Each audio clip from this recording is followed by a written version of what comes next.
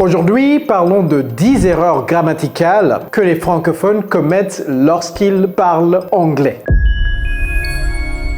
Hello, it's Coach Joe, your English coach. So, without further ado, let's get right into it. Ces 10 erreurs sont très fréquentes. C'est pourquoi on va faire une vidéo sur le sujet. Prêtez attention, ayez un bloc-notes et notez des choses. Et en commentaire, si vous avez des questions, n'hésitez surtout pas à laisser ces questions en commentaire pour moi. Alright, so, mistake number 1. On va illustrer ces erreurs à travers des exemples, des phrases. Number 1, je travaille dans une société. En anglais, ce n'est pas I work in a society. Une société n'est pas a society en anglais. Et si vous n'avez pas encore vu mes vidéos sur les faux amis, je vous recommande vivement d'aller regarder ces vidéos où j'ai parlé des mots qui se ressemblent en français comme en anglais. Donc les francophones ont tendance à faire ces genres d'erreurs, en particulier ici, société n'est pas society. Alors c'est quoi société? En anglais, société c'est tout simplement company.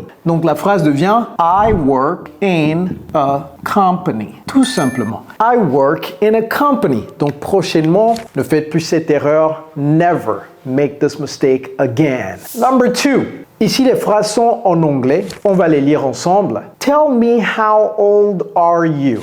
Dis-moi quel âge as-tu? Est-ce qu'en français, on va dire dis-moi quel âge as-tu? On va revenir sur ça tout à l'heure. I want to know where is he? Je veux savoir où il est. Ou bien je veux savoir où est-il? Est-ce qu'on peut dire je veux savoir où est-il? On va en revenir tout à l'heure. Et la dernière phrase. Do you know what time is it? Est-ce que tu sais quelle heure il est? Ou bien est-ce que tu sais quelle heure est-il? Est-ce qu'on peut dire est-ce que tu sais quelle heure est-il? Bref, vous avez compris exactement ce qui se passe. Ça, on les appelle des phrases indirectes. La phrase directe, c'est quoi? C'est how old are you? Et ça, c'est une question directe. How old plus l'auxiliaire plus le pronom ou bien le complément. Alright? I want to know where is he? La question directe ici, c'est quoi? Where is he? Et finalement, do you know what time is it? La question directe, c'est quoi? What time is it? Toujours l'auxiliaire vient avant. L'auxiliaire vient avant. L'auxiliaire, c'est are, ça vient avant. L'auxiliaire, c'est is, ça vient avant. Ici, également, l'auxiliaire, c'est is, ça vient avant. Alors, la règle dit que lorsque ça, donc ça, une question directe devient une question indirecte, c'est-à-dire il y a quelque chose avant la question, il faut retourner l'auxiliaire. Ok? C'est tout simplement la règle. Donc le premier devient tell me how old you are. Et donc on va revenir au français. Tout à l'heure j'ai dit dis-moi quel âge as-tu. Même en français ce n'est pas correct. En français c'est dis-moi quel âge tu as. Alright?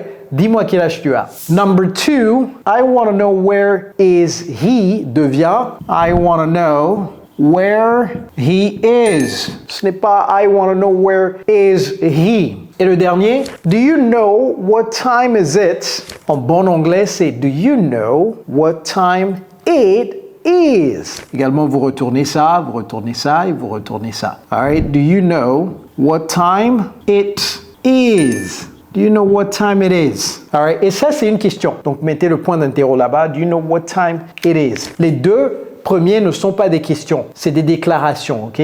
C'est des phrases affirmatives. So, you understand. Lorsque la phrase est directe, l'auxiliaire vient avant le pronom. Lorsque la phrase est indirecte, ça vient après. Never make this mistake again. Number 3.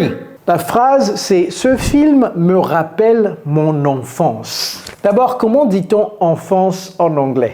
Est-ce que quelqu'un connaît? Enfance, d'abord, enfant, comment dit-on enfant? Vous savez tous que enfant, c'est kid, n'est-ce pas? Mais également, enfant, c'est aussi child. Et c'est de là que vient le mot enfance. Donc, enfance, c'est quoi? C'est childhood. Childhood. Donc, la phrase incorrecte, c'est quoi? C'est This movie, remember me. Même déjà, le remember a un problème là-bas. Troisième personne du singulier, le verbe doit avoir un S à la fin, n'est-ce pas? Donc déjà, ça, c'est le premier problème, mais ce n'est pas le problème sur lequel on va s'attarder aujourd'hui. This movie, remember me, my childhood. Qu'est-ce qui se passe ici? Ce film me rappelle quelque chose, ce n'est pas le verbe to remember. Le verbe to remember, c'est se souvenir. Donc, se rappeler, c'est quoi? C'est to remind. Donc, ici, on va dire quoi? This movie reminds me, et puis il y a une préposition là-bas, c'est of. This movie reminds me of my childhood. All right, so this movie reminds me, reminds, donc avec le S à la fin, troisième personne du singulier, reminds me of, la préposition, my childhood. Encore une fois, rappeler quelque chose, se rappeler de quelque chose, c'est to remind me of. Donc, me rappelle de quelque chose. Donc, me rappelle en français, c'est tout simplement me rappelle mon enfance. Maintenant, je me rappelle de ce film. En fait, ici, c'est dans le sens de je me souviens de ce film. Et lorsqu'on utilise se souvenir, ici, c'est remember. Vous n'avez plus besoin de me là-bas. Je me rappelle de ce film, ce n'est pas I remember me, this movie, mais c'est tout simplement quoi? I remember this movie. I remember this movie. Et vous voyez que film en anglais, c'est movie, ok? Vous pouvez dire film, mais c'est plus du côté de la Grande-Bretagne. Aux États-Unis, c'est movie. All right? Donc, prochainement, se rappeler, c'est remind, se souvenir, remember. All right, everybody? Never make this mistake again. Number 4, je répondrai à la question. Les francophones vont littéralement traduire ça en I will answer to the question. I will answer to the question. Est-ce que c'est correct? Non! Ici, ce n'est pas une traduction littérale. Ne mettez pas la préposition to là-bas. C'est quoi? C'est I will answer the question. I will answer the question, tout simplement. All right? Est-ce que tu peux répondre à la question? Ce n'est pas can you answer to the question, c'est can you answer the question. Ça, c'est très simple. Never make this mistake again. Number 5. Mes enfants ont joué, ça c'est pendant, ok? Mes enfants ont joué pendant 2 heures. Ou bien encore, je vais remplacer ça par quelque chose d'autre qui induit énormément les francophones en erreur. C'est quoi? Ici, je vais le remplacer par durant. Donc, mes enfants ont joué durant 2 heures de temps. C'est la durée, ok? Donc, ils ont joué durant 2 heures de temps. Alors, nous les francophones, on a tendance à traduire littéralement durant en during. Ce n'est pas toujours le cas. Lorsque vous avez durant plus une durée de temps, ce n'est pas during, ok? Donc, my kids played during 2 hours n'est pas correct. Lorsqu'on parle d'une durée de temps, ce n'est pas during, c'est plutôt for.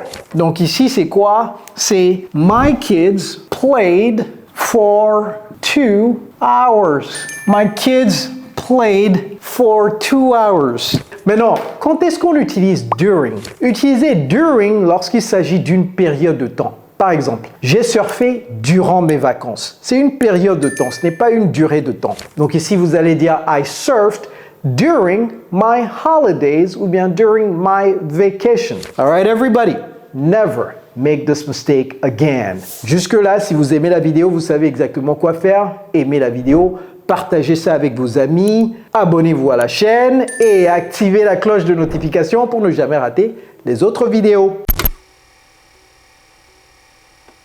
Number 6, très simple et bref, merci. Mais encore ça pose énormément de soucis. Ce n'est pas thanks you, ce n'est pas thank, c'est quoi plutôt? C'est soit thank you, sans le S à la fin, ok? Donc il n'y a pas de S à la fin ici, c'est thank you. Ou bien si vous ne voulez pas utiliser le pronom, c'est thanks, sans le pronom. Et vous voyez comment je prononce le th. La langue entre les dents et vous poussez l'air. Thank you. Okay? Ou bien thanks. All right, everybody.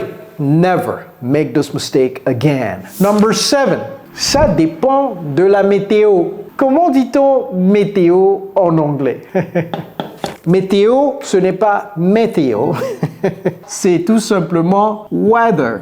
The weather.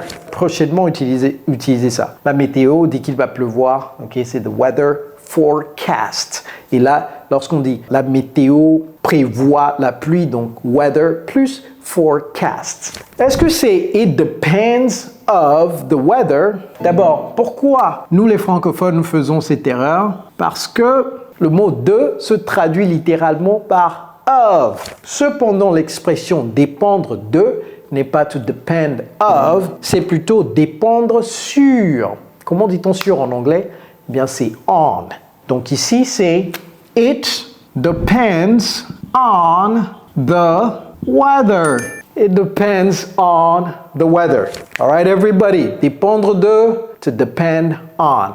Never make this mistake again. Number 8. Je vis au Gabon. Ce n'est pas I am living in Gabon. Et je travaille à MTN. Ce n'est pas I am working at MTN. Eh bien, qu'est-ce qui se passe ici? Pourquoi cette phrase est incorrecte? Grammaticalement, normalement, c'est correct. Mais qu'est-ce qui se passe? Alors, c'est la conjugaison du verbe. Lorsque vous vivez quelque part, c'est en permanence normalement. Ok? Chaque matin, vous vous levez, vous êtes là-bas. Vous êtes au Gabon en permanence et vous travaillez en permanence à MTN. Ce n'est pas qu'aujourd'hui vous êtes à MTN, demain vous êtes à Orange, après-demain vous êtes à Wave. Ce n'est pas comme ça que ça se passe. Donc, la règle dit que pour les choses permanentes, eh bien, il faut utiliser le présent simple de l'indicatif tout simplement. Donc, cette phrase devient quoi? I live, tout simplement, in Gabon. Présent simple de l'indicatif. Donc ici également, je travaille à MTN. C'est quoi? I work at MTN. I work at MTN. Donc prochainement, pour des actions permanentes, utilisez le présent simple de l'indicatif. Never make this mistake again. Number 9. Prête-moi $20. D'abord, j'aime pas les gens qui empruntent de l'argent des autres parce que quand il s'agit de réclamer cet argent, aïe aïe aïe, vous devenez leur ennemi number 1. Donc, j'aime pas prêter de l'argent à des gens. J'aime donner de l'argent parce que dès que je donne, j'oublie et c'est fini. Oh, dites-moi en commentaire si vous aimez emprunter de l'argent. Alright, prête-moi $20. Est-ce que c'est borrow me $20? Pourrais-je emprunter $20? Est-ce que c'est can I lend $20? Bon, ce qui est sûr, on a les deux verbes dont on a besoin, to lend et to borrow. Comment les utiliser? To lend, c'est ça part de vous à quelqu'un d'autre. Donc, I am lending you money. C'est moi qui lend à quelqu'un. I am borrowing money. J'emprunte de l'argent. Ça part de chez quelqu'un, ça vient chez moi, dans ma main. Ok? Donc, prête-moi $20. Ce n'est pas borrow me parce que l'argent vient de la personne. Donc, c'est lend me $20. Et d'ailleurs, si la personne n'a pas dit please là, il ne faut pas lui donner de l'argent parce que lend me $20. Alors, j'ai mis ça comme ça pour que vous sachiez qu'en anglais, le signe du dollar vient toujours avant le chiffre. Ça ne vient pas après. C'est en français que ça vient après, ok?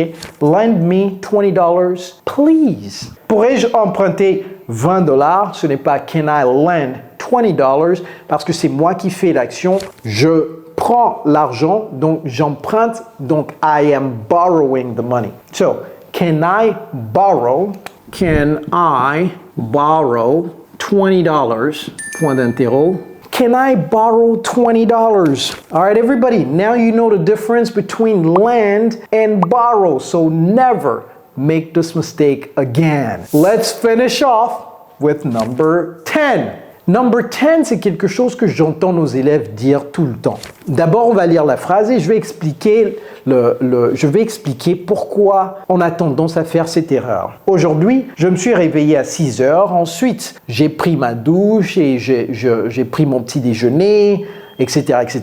Ce que j'entends très souvent, c'est today, I wake up. Vous voyez la conjugaison du verbe. I wake up, présent simple. At 6 a.m., then I take a shower. Ça, c'est S, hein, c'est pas C. Attention, je suis en train de nettoyer les lettres là. Donc, I wake, I take. Présent simple de l'indicatif. Est-ce que c'est correct? Alors, la façon dont les francophones justifient cela, les francophones qui commencent à apprendre l'anglais justifient cela, c'est quoi? C'est que c'est aujourd'hui. Today. Donc, puisque c'est today, nous devrions utiliser le présent simple de l'indicatif. Mais ce n'est pas comme ça que ça se passe. Aujourd'hui, même là, il y a plein d'actions qui se sont déjà déroulées. tant que c'est déjà passé, même si c'est aujourd'hui, c'est au passé simple. Je reprends. Même si vous dites this morning, tant que l'action est déjà passée ce matin, présent simple de l'indicatif. C'est le passé simple, ce n'est pas le présent simple de l'indicatif. Ah, vous voyez, vous voulez m'induire en erreur, les sorciers là. Passé simple, ce n'est pas le présent simple de l'indicatif. All right, everybody. Donc ça devient quoi? C'est today, I woke up at 6 a.m. Then I took. Passé simple de take, verbe irrégulier. Apprenez vos verbes irréguliers. Woke, passé simple de wake. I took a shower. Je crois que je vais faire une vidéo sur les verbes irréguliers. C'est important, n'est-ce pas? That's it, everybody. Never make this mistake again. All right. Now you understand these 10 mistakes that you tend to make all the time. Next time, just pay attention. Also, the way to remember these mistakes is what? To start practicing them. So, starting from today, start practicing these mistakes immediately. Don't memorize them. Just start using them in sentences and you will see that your brain will remember them forever. All right, everybody? It's Coach Joe, your English coach. Take care.